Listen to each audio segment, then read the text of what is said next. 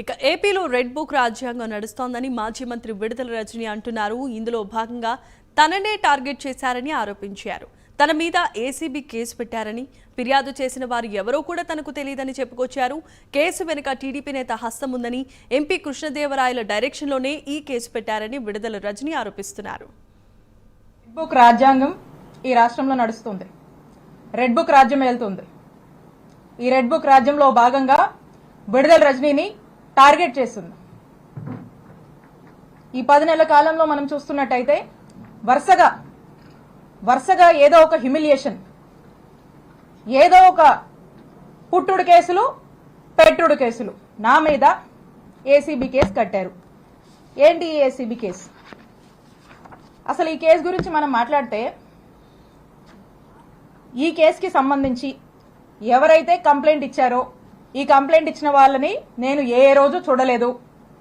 ఈ కంప్లైంట్ ఇచ్చిన వాళ్ళు నన్ను ఏ రోజు కలవలేదు, నేను వాళ్ళని ఏ రోజు కలవలేదు.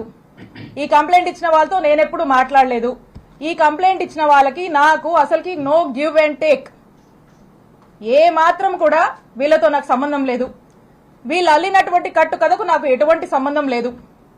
అయినప్పటికీ కూడా ఒక కట్టు కథ అల్లి ఈ ఓరల్ బేస్డ్ ఆధారాలని బేస్ చేసుకుని ఈ రోజున ఏసీబీ కేసు నమోదు చేశారు. ఈ రోజున రివెంజ్ అధికారం ఉంది కాబట్టి ఈ రోజున రివెంజ్ తీసుకునేటువంటి భాగంగా, ఈ రివెంజ్ లో భాగంగా ఈ కట్టు కథలల్లి ఈ రోజు నన్ను డిఫేమ్ చేస్తూ నా మీద ఒక నింద, నా మీద ఒక ముద్ర వేసేటువంటి ప్రయత్నం లావు కృష్ణదేవరాయలు గారు చేస్తా ఉన్నారు. అదిగో 2 కోట్లు, ఇదిగో 2 కోట్లు, అదిగో రజనీ 2 కోట్లు, ఇదిగో రజనీ 2 కోట్లు. ఇదే కథని వరుసపెట్టి ప్రచారంలోకి తీసుకొచ్చి దీన్ని పెట్టి ఏం చేస్తారు? ఇక్కడి నుంచి మొదలు పెడితే, ఇక్కడ పోలీస్ స్టేషన్ల దగ్గర నుంచి మొదలు పెడితే పీక్స్ కి తీసుకెళ్లారు. మొదలు పెడితే డీజీపీ గారికి కంప్లైంట్ ఇస్తారు, హోమ్ మినిస్టర్ కి ఇస్తారు, విజిలెన్స్ అంటారు, సిఐడి అంటారు, ఏసీబీ అంటారు. ఈ అన్నిటికీ కంప్లైంట్లు ఇస్తారు. ఇచ్చినప్పుడల్లా వార్త రాయిస్తారు. 10 నెలల నుంచి ఇదే కథ.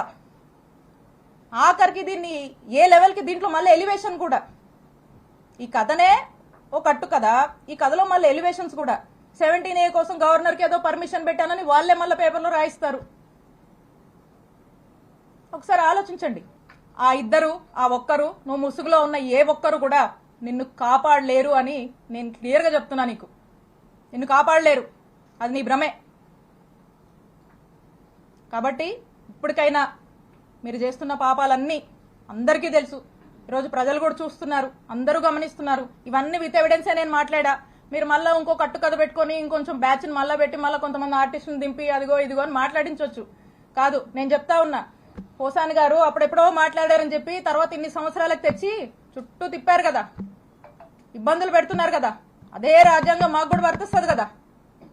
ఇష్టం వచ్చినట్టుగా వచ్చి కూర్చొని ఇష్టానికి మాట్లాడిపోతే మాట్లాడినోడు ఎవరిని కూడా వదిలిపెట్టనని చెప్పి తెలియజేస్తున్నాను.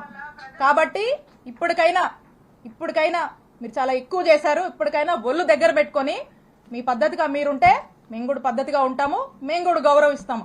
అంతేగాని మీ ఇష్టానికి మీరు చేస్తానంటే కుదరదు.